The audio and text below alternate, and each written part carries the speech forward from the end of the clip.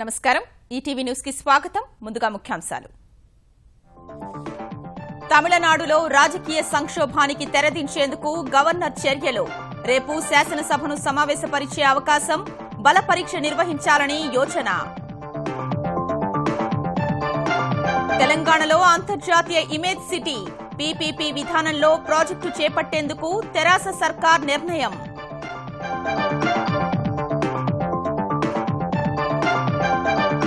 తెలుగు రాష్ట్రాలకు మరో విడత కృష్ణా జలాల కేటాయింపులో ఆంధ్రప్రదేశ్కు 13.5 టీఎంసీలు తెలంగాణకు 10 టీఎంసీలు తెలంగాణలో కరెంట్ ఛార్జీల వడ్డనకు కసరత్తు సగటున 9.2% పెంచేందుకు అనుమతించాలని ప్రభుత్వానికి డిస్కంల ప్రతిపాదన అమరావతి మెట్రో రైలు ప్రాజెక్టు సాకారం దిశగా కీలక అడుగు 3,500 కోట్ల రూపాయల రుణమిచ్చేందుకు ముందుకొచ్చిన జర్మనీ ఫ్రాన్స్ సంస్థలు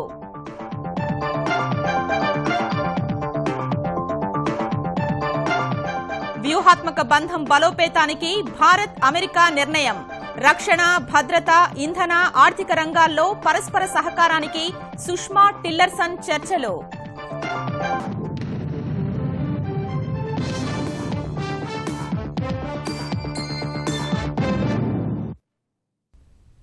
అనూహ్య మలుపులతో రసవత్తరంగా సాగుతున్న తమిళ రాజకీయ సంక్షోభానికి తెరదించేందుకు రాజ్భవన్ సిద్దమవుతోంది మెజార్టీ ఎమ్మెల్యేలు మద్దతు తమకే ఉందని పళనిస్వామి పన్నీర్ సెల్వం చెప్తున్న పరిస్థితుల్లో భవిష్యత్ కార్యాచరణపై గవర్నర్ ఓ స్పష్టతకు వచ్చినట్లు తెలుస్తోంది శాసనసభను సమావేశపరిచి బల పరీక్ష నిర్వహించాలని నిర్ణయించినట్లు సమాచారం ఈ ఘట్టం శుక్రవారం జరిగే అవకాశం ఉండగా రాజ్భవన్ నుంచి నేడు అధికారిక ప్రకటన వెలువడొచ్చని తెలుస్తోంది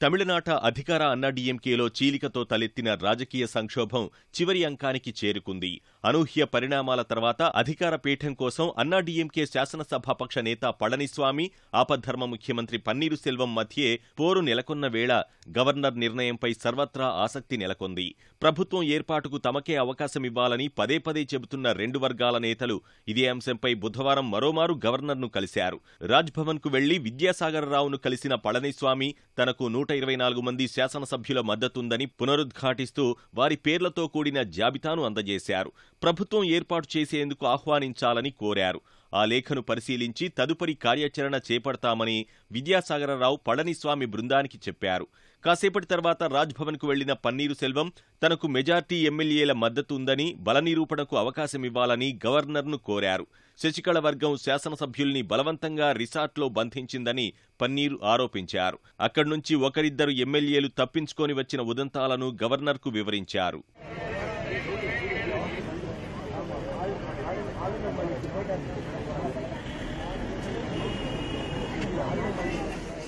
మొత్తం 234 స్థానాలున్న తమిళనాడు శాసనసభలో అన్నాడీఎంకేకు 135 మంది సభ్యులున్నారు వీరిలో 124 మంది తనకు మద్దతిస్తున్నారని పళనిస్వామి చెబుతున్నారు ప్రస్తుతం పన్నీరు వర్గంలో మొత్తం 11 మంది శాసనసభ్యులే కనిపిస్తున్నా తమకే ఆధిక్యం ఉందని ఆయన చెబుతున్నారు ఇలాంటి పరిస్థితుల మధ్య భవిష్యత్ కార్యాచరణపై విస్తృత కసరత్తు చేసిన గవర్నర్ విద్యాసాగరరావు న్యాయకోవిధుల సలహా మేరకు ముందడుగు వేయాలని భావిస్తున్నట్లు సమాచారం అటార్నీ జనరల్ ముకుల్ రోహత్గి చెప్పినట్లు శాసనసభను సమావేశపరిచి ఇద్దరి మధ్య బలపరీక్ష నిర్వహణకు ఆదేశించాలని నిర్ణయించినట్లు తెలుస్తోంది అలా చేస్తే పళనిస్వామి పన్నీరు సెల్వం ఇద్దరికీ అవకాశమిచ్చినట్లవుతుందని గవర్నర్ భావిస్తున్నట్లు సమాచారం బలపరీక్ష నిర్వహణపై ఇంకా ఎలాంటి అధికారిక సమాచారం లేదు ప్రభుత్వం ఏర్పాటుకు పళనిస్వామిని నేరుగా ఆహ్వానించడం మరో ప్రత్యామ్నాయం కాగా రాజ్భవన్ నుంచి ఎలాంటి ప్రకటన వెలువడుతుందన్న అంశంపై ఉత్కంఠ కొనసాగుతోంది యానిమేషన్ గేమింగ్ రంగానికి తెలంగాణను చిరునామాగా మార్చేందుకు ఇమేజ్ నగరం నిర్మించాలని తెరాస సర్కార్ నిర్ణయించింది దీన్ని హైదరాబాద్ రాయదుర్గంలో 6.5 ఎకరాల్లో నిర్మించేందుకు ప్రతిపాదనల్ని సిద్దం చేసింది ప్రభుత్వ ప్రైవేట్ భాగస్వామ్యంలో నిర్మించే ఇమేజ్ నగరంలో భాగస్వామ్యం కావాలని అంతర్జాతీయ సంస్థల్ని తెలంగాణ ప్రభుత్వం ఆహ్వానించింది తెలంగాణలో యానిమేషన్ గేమింగ్ రంగాన్ని అభివృద్ధి చేసేందుకు ప్రణాళికలు సిద్ధమయ్యాయి. ప్రపంచవ్యాప్తంగా animation, visuals effects, gaming, comics కు విశేష ఆదరణ లభిస్తుండగా వీటి ఆధారంగా పెద్ద ఎత్తున సినిమాలు రూపొందుతున్నాయి. యానిమేషన్ చిత్రాల నిర్మాణం భారీగా సాగుతోంది. ఈ అంశాల్ని పరిగణలోకి తీసుకున్న తెరాస ప్రభుత్వం యానిమేషన్, గేమింగ్ రంగానికి పెద్దపీట వేయాలని నిర్ణయించింది. రాయదుర్గంలోని మైండ్ స్పేస్ కూడలి సమీపంలో నాలెడ్జ్ సిటీ వద్ద ఉన్న 6.5 ఎకరాల స్థలంలో భారీ ఇంక్యుబేషన్ కేంద్రాన్ని ఏర్పాటు చేయాలని ప్రభుత్వం నిర్ణయించింది. అద్భుతమైన ఆకృతితో 100 మీటర్ల ఇమేజ్ టవర్ ను నిర్మించాలని యోచిస్తున్నారు. 1,25,000 చదరపు అడుగుల స్థలంలో స్టూడియో సహా motion capture, chroma key, production gallery, sound స్టేజ్లను కట్టాలని తెలంగాణ ప్రభుత్వం తీర్మానించింది. 97,000 చదరపు అడుగుల్లో యానిమేషన్ అకాడమీని ఏర్పాటు చేస్తారు. 4 లక్షల చదరపు అడుగుల స్థలాన్ని కార్యాలయాలు, వ్యాపార కేంద్రాలు, హోటళ్లకు కేటాయిస్తారు. అంతర్జాతీయ సంస్థల నుంచి ఇమేజ్ సిటీలో పెట్టుబడులు ఆహ్వానించాలని ప్రభుత్వం భావిస్తోంది. Walt Disney, Sony, Microsoft, Tata, Purple Talk, Prime Focus తదితర సంస్థల పెట్టుబడులను సమీకరించాలని నిర్ణయించారు. ఇమేజ్ సిటీ ద్వారా పెద్ద ఎత్తున యువతకు ఉపాధి లభిస్తుందని ప్రభుత్వం అంచనా వేస్తోంది. యానిమేషన్, గేమింగ్ రంగాన్ని ప్రోత్సహించేందుకు పారిశ్రామిక రాయితీలు, ప్రోత్సాహకాలు అందించనున్నారు. ప్రపంచ స్థాయి ఇమేజ్ సిటీ నిర్మాణానికి పారిశ్రామిక మౌలిక సదుపాయాల సంస్థను ప్రభుత్వం నోడల్ ఏజెన్సీగా నియమించింది. టీఎస్ఐఐసి ఆసక్తి వ్యక్తీకరణ టెండర్లు పిలిచింది. మార్చి 15 వరకు బిడ్లను ఆహ్వానించనున్నారు. వాణిజ్య పన్నుల వసూళ్లలో తెలంగాణ ముందంజలో ఉంది. లిక్కర్, పెట్రోల్ అమ్మకాలు ఆంధ్రప్రదేశ్లో ఎక్కువగా ఉండగా డివిజన్లలో పన్నుల వసూళ్లను పెంచుకుని తెలంగాణ ముందడుగు వేసింది. వాణిజ్య పన్నుల వసూళ్లలో ఇంతకుముందు ఆంధ్రప్రదేశ్ 2వ స్థానంలో ఉండగా తెలంగాణ 7వ స్థానంలో ఉండేది. ముఖ్యమంత్రి కేసీఆర్ చేతుల్లోకి వాణిజ్య పన్నుల శాఖ వచ్చిన తర్వాత వసూళ్లలో వేగం పెరిగింది. శాఖాపరమైన లోపాలను గుర్తించి చక్కదిద్దాలని తెలంగాణ సీఎం చేసిన దిశానిర్దేశం మంచి ఫలితాలు సాధించేలా చేసింది. జీరో వ్యాపారం, తనిఖీ కేంద్రాలను బలోపేతం చేయడం సహా పన్ను ఎగవేతదారులపై ఏకకాలంలో దాడులు జరిపారు. ఈ చర్యలతో తెలంగాణలో పన్ను వసూళ్లు పెరిగాయి. గతంలో 7వ స్థానంలో ఉన్న తెలంగాణ 3వ స్థానానికి ఎగబాకింది. జనవరి వరకు 10 నెలల కాలంలో ఆంధ్రప్రదేశ్లో 27,605 కోట్ల పన్ను వసూళ్లు జరగ్గా తెలంగాణలో 28,316 కోట్ల రూపాయల పన్ను వసూళ్లయ్యాయి. లిక్కర్ అమ్మకాల ద్వారా ఆంధ్రప్రదేశ్కు 7,468 కోట్ల రాబడి రాగా తెలంగాణకు 7,120 కోట్లు వచ్చాయి.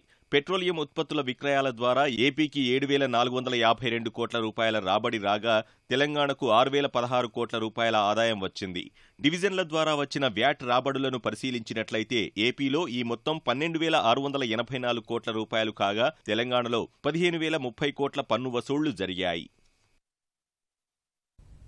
ఆంధ్రప్రదేశ్, తెలంగాణ రాష్ట్రాలు తాజాగా కోరిన నీటిని ఆయా రాష్ట్రాలకు కేటాయిస్తూ కృష్ణానది యాజమాన్య బోర్డు ఉత్తర్వులు జారీ చేసింది.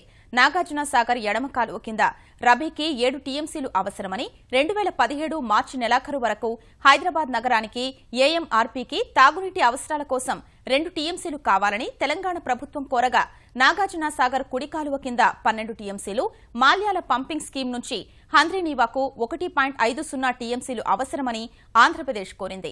ఈ మేరకు 2 రాష్ట్రాలకు నీటిని కేటాయిస్తూ కృష్ణా బోర్డు ఉత్తర్వులు జారీ చేసింది.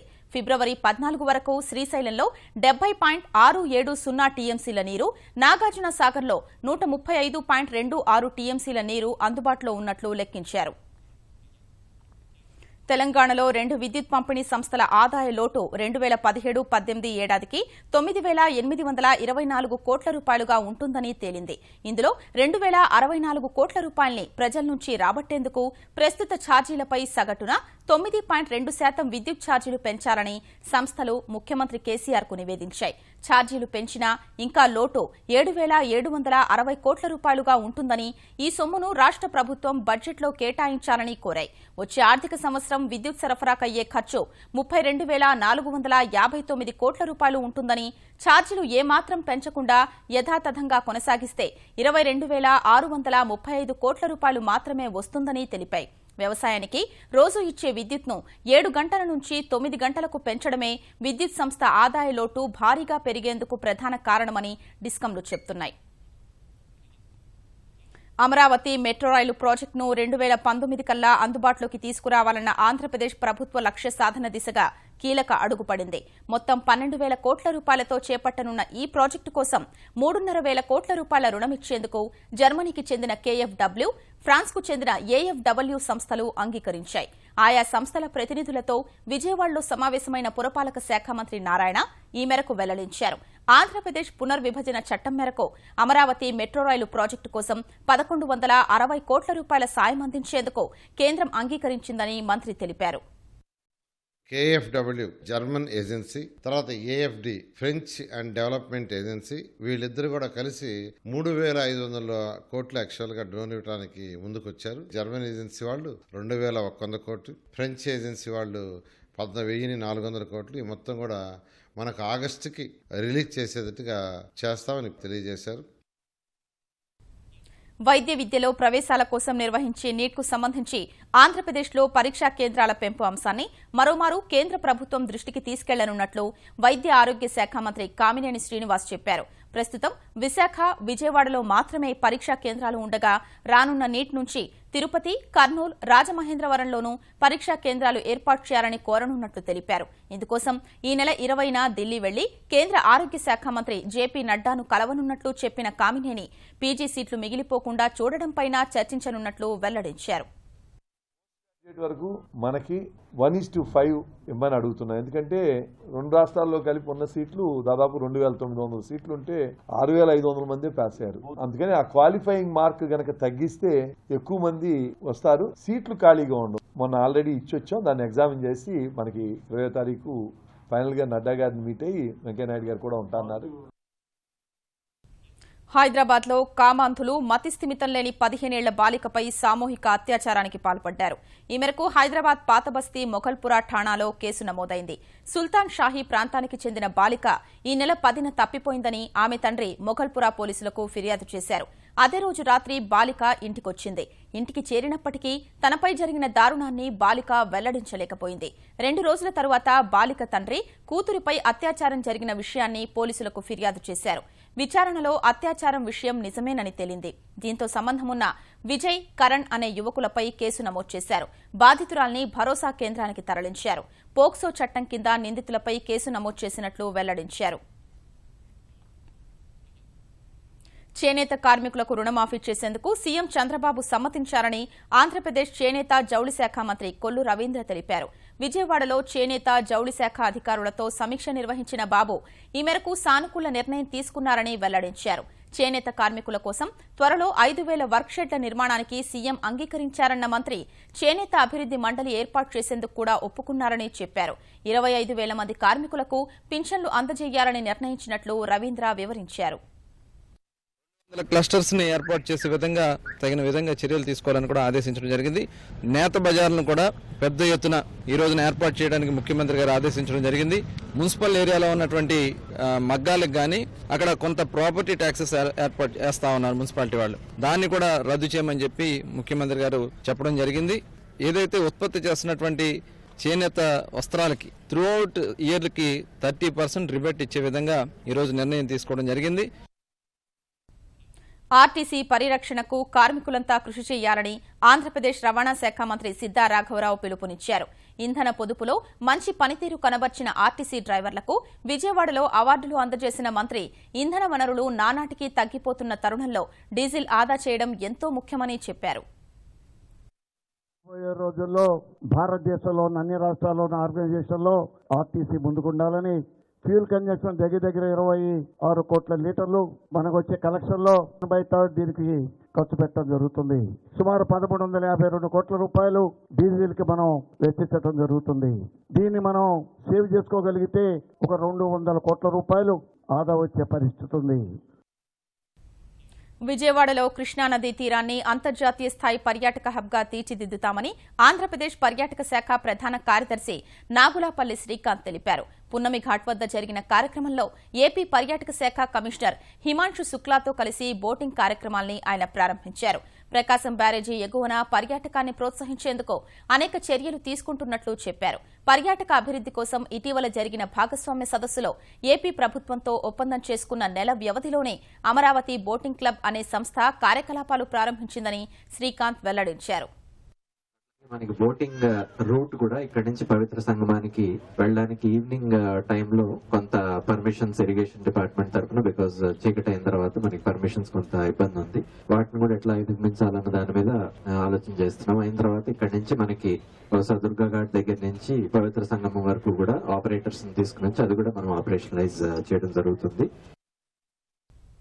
తెరాస సర్కార్ వచ్చిన తరువాత సీఎం కేసీఆర్ లంబాడాల్ని అన్ని రకాలుగా అభివృద్ది చేస్తున్నారని ఆర్థిక మంత్రి ఈటెల రాజేందర్ వ్యాఖ్యానించారు. గిరిజనుల కోసం ఎన్నో సంక్షేమ కార్యక్రమాలు అమలు చేస్తున్నామని వివరించారు. సంత్ సేవాలాల్ జయంతి ఉత్సవాల్ని పురస్కరించుకుని సేవాలాల్ చారిటీ సొసైటీ 20 మంది నిరుపేద యువకులకు కార్లు పంపిణీ చేసిన కార్యక్రమానికి ఈటెల రాజేందర్ ముఖ్య అతిథిగా హాజరై లబ్దిదారులకు తాళాలు అందించారు. నిరుద్యోగ యువత కోసం స్వయం ఉపాధి కార్యక్రమాల్ని ప్రభుత్వం చేపడుతోందని తెలిపారు.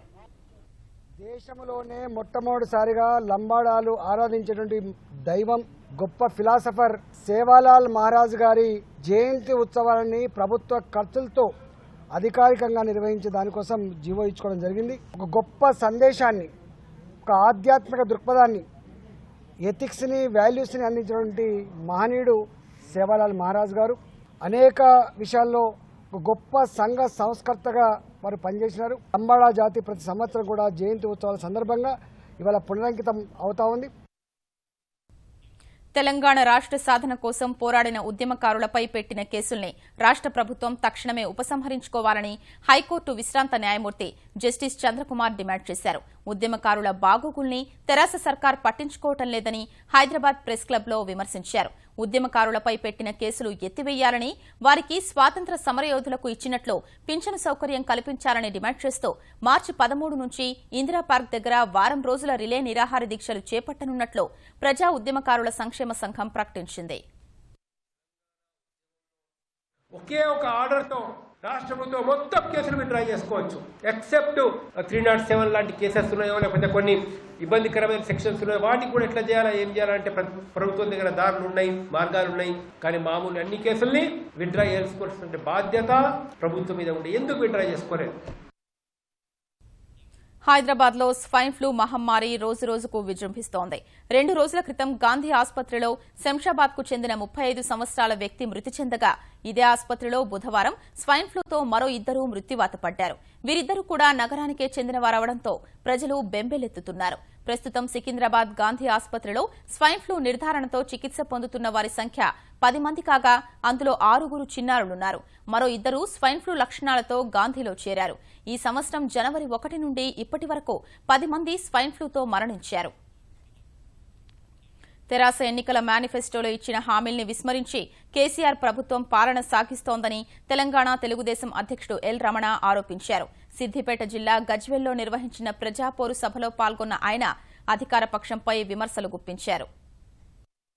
విధంగా ఏదైతే ఎన్నికల మేనిఫెస్టో ఉందో ఇతర రాజకీయ పార్టీల మాదిరి ఆషామాషి మేనిఫెస్టో కాదు. ఇదొక భగవద్గీత, ఇదొక ఖురాను, ఇదొక బైబిల్ అని చెప్పినటువంటి నీవు తిరిగి ఆ యొక్క ఎన్నికల మేనిఫెస్టోను చూసి వాటిని అమలు చేయాలా. ఈ ప్రభుత్వ వైపులు ఎండగట్టడానికి ఈ కార్యక్రమాలను కూడా మీకు విజ్ఞప్తి చేస్తూ, పుట్టుకతోనే శ్వాస సమస్యతో ఇబ్బంది పడుతున్న 9 ఏళ్ల బాలుడికి హైదరాబాద్ సైఫాబాద్లోని మ్యాక్స్ క్యూర్ ఆసుపత్రి వైద్యులు అరుదైన శస్త్రచికిత్స నిర్వహించారు.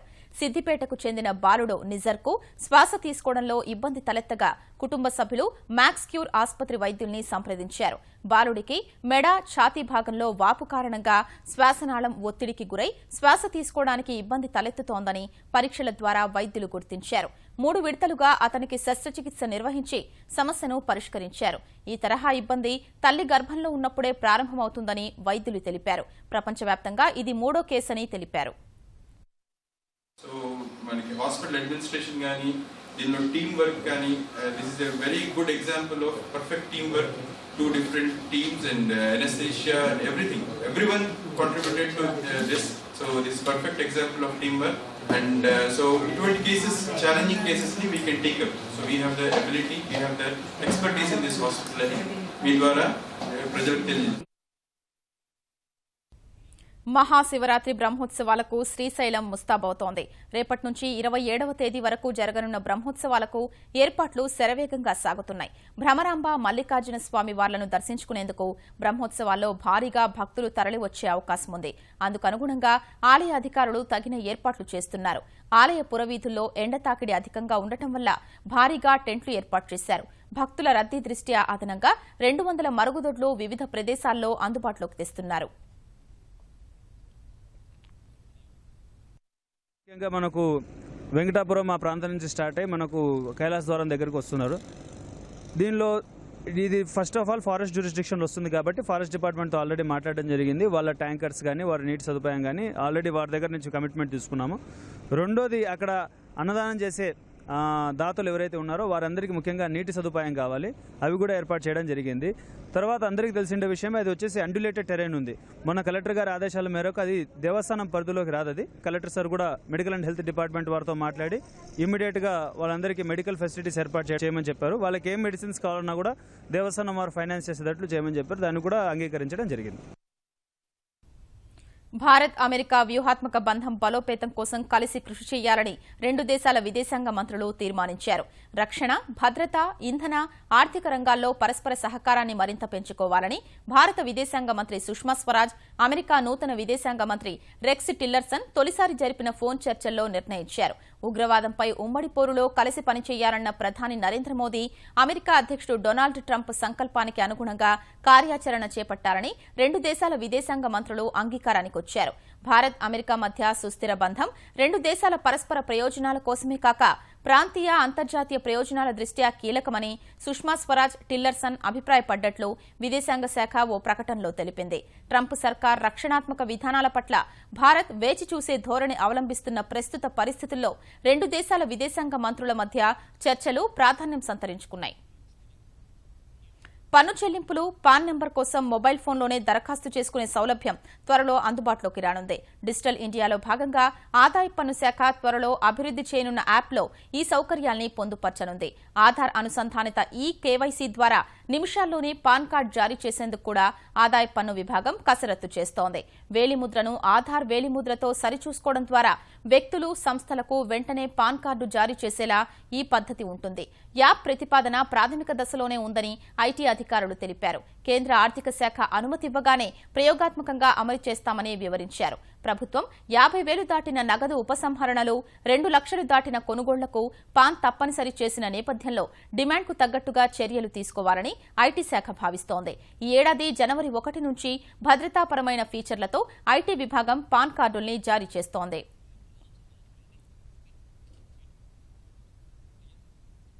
ముఖ్యాంశాలు మరోసారి. తమిళనాడులో రాజకీయ సంక్షోభానికి తెరదించేందుకు గవర్నర్ చర్యలు. రేపు శాసనసభను సమావేశపరిచే అవకాశం, బల పరీక్ష నిర్వహించాలని యోచన. తెలంగాణలో అంతర్జాతీయ ఇమేజ్ సిటీ, పీపీపీ విధానంలో ప్రాజెక్టు చేపట్టేందుకు తెరాస సర్కార్ నిర్ణయం.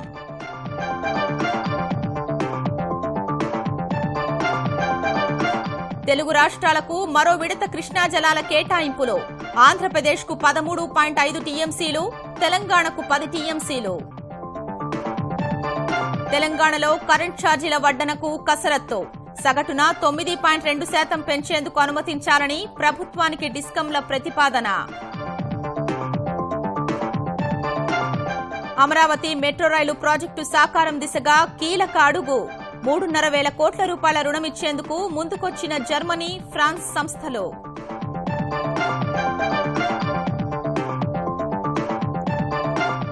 వ్యూహాత్మక బంధం బలోపేతానికి భారత్ అమెరికా నిర్ణయం. రక్షణ, భద్రత, ఇంధన, ఆర్థిక రంగాల్లో పరస్పర సహకారానికి సుష్మా, టిల్లర్సన్ చర్చలు.